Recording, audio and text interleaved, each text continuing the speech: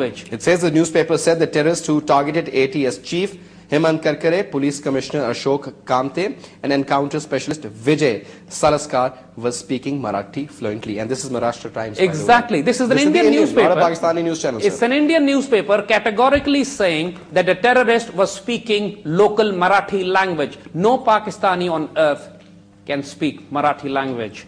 This is a regional Indian language. This is a regional Indian language, a very local. And Indian media is saying that. Now, what has also, we find within this report we have documented a quotation, a statement by a very close friend of police officer Kurkure. And he says, I would like to quote it here, only hours before Kurkure's violent death, his close friend retired Colonel Rahul Gavardhan received an envelope. Kurkure called him to say he was sending him a confidential letter. This is how Times of India reported the story. He says that Kurkure, before his death, had sent a confidential letter to his dear friend. And obviously it suggested very categorically who is trying to kill him. Because his family also knew, they were receiving death threats, his house was threatened to be blown up. And this That's why Kurkure's wife refused the compensation given to her by Narendra Modi. Kurkure's wife, when Narendra Modi is the Mossad man in India. I'm not saying this, Indian analyst, Indian writer, we will come to it also, is saying that. So when Modi, once they killed Kurkure, the police officer, they eliminated him completely.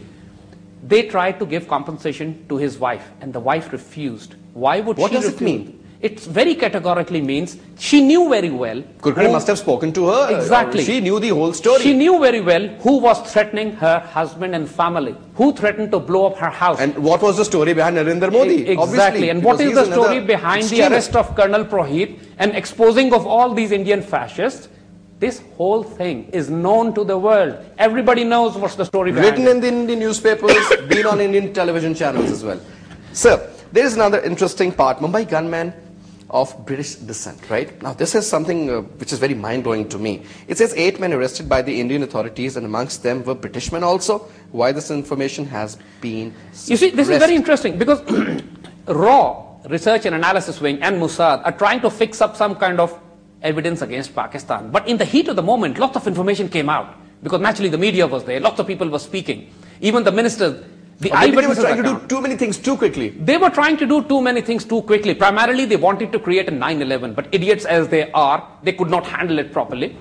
And they thought the way Americans were able to stage a 9/11, and after that they would able to wage a war against Afghanistan and Iraq, Indians would be able to do the same. The objective was this, but they mishandled it.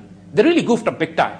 Because the Belfast Telegraph on its website very categorically says that the Chief Minister said today, UK, that 2 gunmen arrested after the Mumbai massacre were of British descent. Yes, sir. And they arrested 8 people, but this news was played down by British authorities. Indians are saying now, they have only arrested 1 lone gunman.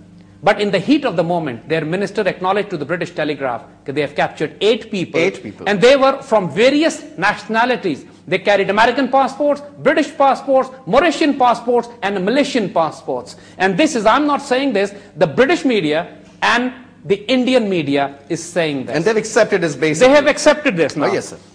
And now, there comes the Mumbai photographer. Okay.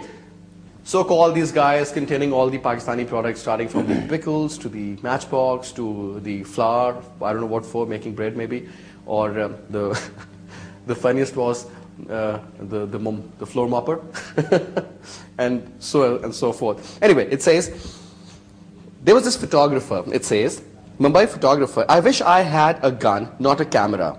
Armed police would not fire back. It says Jeremy Taylor talks to the photographer whose picture went around the world. Now, Sebastian D'Souza, a gunman walks at this place with a gun and whatever. Go on, sir. You see, again, what happens is, supposedly, according to the story, there were 2 gunmen who entered into a railway station and start killing people. And apparently, initially, what the Indian media suggested, as if they were making a movie, that these people got into, they got out of that so-called the boat in which they left all the Pakistani products, so-called, and then they got into taxis. They were in a pair of 2 each, and then they paid the money to them, and then those taxis were blown. I don't know what sort of. We'll come to that. Yeah. But what is happening is very categorically, You see, look at the story, look at the scenario. Two gunmen enter into a crowded railway station, kill and wounded over 200 people. There are hundreds of policemen around them. Security and everything, yes, sir. Everywhere. Nobody shoots those terrorists. Then those terrorists walk out, start walking on the road, main highway, goes to a different location, probably in a hospital or on some other place, and still the police is looking at them and nobody shoots them. And I'm not saying this again. And you're talking about a crowded place in Mumbai. Just imagine. And these two men firing around start walking on foot. Now, the photographer, his name is Sebastian D'Souza, he categorically says, I told the police to shoot the damn men. And the police says, we cannot shoot them. We don't want to shoot them. They refuse to shoot them. They refuse to chase them. And this was something stunning, because the cameraman says, if I had a gun, I could have easily taken them out. And the police, of course, there are hundreds of them all around. Nobody shoots them. Why? What's going on? Why were they being protected? Why they were allowed to keep on carrying out this massacre? Because later on we'll know why. So 10 words a Pakistani would never say, because we have to make our viewers understand, especially those who are watching us abroad and who do not understand the regional languages of India and Pakistan. There are certain words which was recorded in that conversation. It says julm. We say zulm.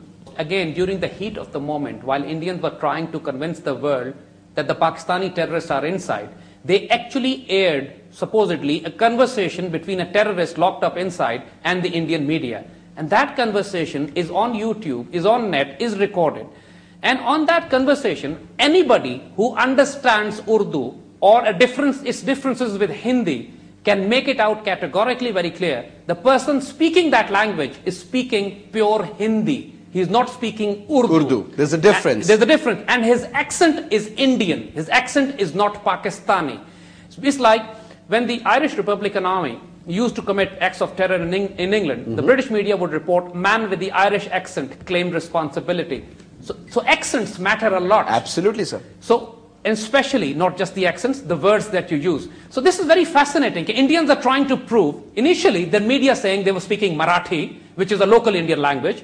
Then the person who's speaking Hindi, whom they are saying is a Pakistani terrorist, no Pakistani on earth can use those words which that Hindi so-called terrorist was using. And this itself is comical. It's hilarious. In fact, it's ridiculous. So, coming to that, this is very interesting observation that you can make from this conversation released by the Indian media themselves. And one thing I would like to point out, Faisal, again is that the so-called terrorist whom they show as a Pakistani walking around carrying a gun was actually wearing a saffron band on his hand. Orange band. That orange band. And that orange band is called Kalawa. And if you go to the Wikipedia even, search what Kalawa is, and it categorically says it's a Zionist Hindu religious band worn for protection. And it is an orange-yellow mix with different connotations. And interestingly, no Muslim on earth would wear a saffron band. Saffron is not even an ordinary Hindu band. It's a band representing the hardcore Zionist extremist ideology. And this is something fascinating again, because the man they are presenting to be Pakistanis are either speaking Marathi or speaking Hindi or wearing saffron bands, and still their Indians are trying. And everything happened within the heat of the moments, because they could not control the media at that time. Lots of things kept coming. And we recorded that. And this we have documented that now. All Indian and Western sources. Not a single Pakistani source we have quoted here. Now, Zaid Saab, what we'll do is we'll just take a break here, and we'll come back after this short commercial break. Stay with us. Don't miss today's episode of Brass Tacks.